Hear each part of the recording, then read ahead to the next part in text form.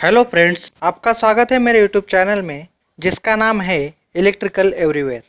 आज हम electrical current के बारे में सीखेंगे। पहले हम देखते हैं इलेक्ट्रिकल करंट की basic definition. Electrical current is the flow of electrons through a conductor. मतलब इलेक्ट्रिकल करंट यह इलेक्ट्रॉन्स का प्रवाह है। यहाँ आपको प्रश्न उपस्थित हो सकता है, इलेक्ट्रॉन्स क्या है? यह जानने के लिए हमें अणु यानी एटम के बारे में सीखना पड़ेगा। An atom is the smallest particle of matter. मतलब अणु यह पदार्थ का सबसे छोटा भाग है।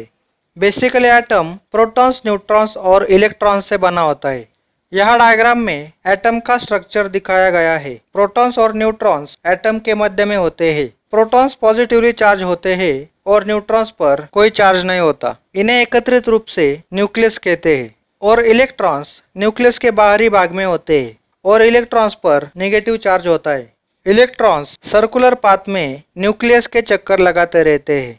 उस सर्कुलर पाथ को हम कहते हैं ऑर्बिट और शेल यानी कक्षा। हर ऑर्बिट की एक ज्यादा से ज्यादा इलेक्ट्रॉन्स होल्ड करने की क्षमता होती है।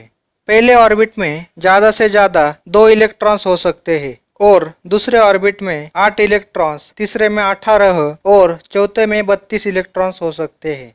अब हम वैलेंस इलेक्ट्रॉन्स और फ्री इलेक्ट्रॉन्स के बारे में देखेंगे। इलेक्ट्रॉन्स जो एटम के आखिरी ऑर्बिट में होते हैं उन्हें वैलेंस इलेक्ट्रॉन्स कहते हैं और आखिरी ऑर्बिट को वैलेंस ऑर्बिट कहते हैं। अगर वैलेंस ऑर्बिट में उसकी क्षमता से कम इलेक्ट्रॉन्स है तो उन्हें फ्री इलेक्ट्रॉन्स कहते हैं। डायग्राम में एक कंडक्टिंग सॉलिड के एटम दिखाए गए हैं। आप उसमें देख सकते हैं electrons atom to atom move कर रहे हैं। यह आप समझ गए होंगे इलेक्ट्रॉन्स और फ्री इलेक्ट्रॉन्स क्या होता है। अब हम देखेंगे करंट मेटल वायर से कैसे फ्लो करता है। यहाँ आप देख सकते हैं इलेक्ट्रॉन्स कैसे अलग अलग दिशा में जा रहे हैं। यहाँ हमने वायर को वोल्टेज अप्लाई नहीं किया है। अगर हम वायर को इलेक्ट्रिकल सेल से वोल्टेज अप्लाई करते हैं तो इलेक्ट्रॉन्स एक ही दिशा में फ्लो करने लगेंगे। इलेक्ट्रॉन्स हमेशा नेगेटिव एंड से पॉजिटिव एंड की तरफ बहते हैं। यह वोल्टेज वो फोर्स है जो इलेक्ट्रॉन्स को एक दिशा में फ्लो करता है। अब इलेक्ट्रॉन्स का फ्लो स्टार्ट होने के बाद हम कह सकते हैं कि वायर से करंट बह रहा है, पर करंट की बहने की दिशा पॉजिटिव एंड से नेगेटिव एंड की तरफ होती है। इसे कन्वेंशनल फ्लो ऑफ करंट कहते हैं। ये इलेक्ट्रॉन्स के फ्लो के अपोजिट डायरेक्शन में होती है। अब हम देखेंगे करंट का फॉर्मूला और उसका यूनिट। करंट कैपिटल लेटर आई से दिखाया जाता है और करंट की डेफिनेशन है the amount of charge passing through a conductor in unit time. मतलब दिए गए टाइम में कंडक्टर से पास होने वाले चार्ज के अमाउंट यानी संख्या को करंट कहते हैं। इसे हम ऐसे लिख सकते हैं I is equals to Q upon T.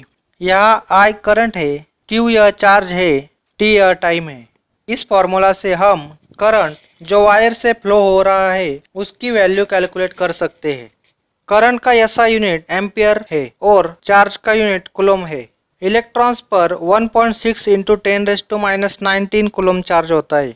जब 1 कूलम का चार्ज 1 सेकंड में कंडक्टर से पास होगा तब हम उसे कह सकते हैं कि 1 एम्पियर करंट फ्लो हुआ। आई होप आप समझ गए होंगे करंट क्या है, इलेक्ट्रॉन्स क्या है और करंट का फॉर्मूला क्या है। हमारे नए आने वाले वीडियोस देखने के लिए सब्सक्राइब करें हमारे चैनल को जिसका नाम है इलेक्ट्रिकल एवरीवेयर और वीडियोस का नोटिफिकेशन पाने के लिए प्रेस कीजिए बेल आइकॉन पर।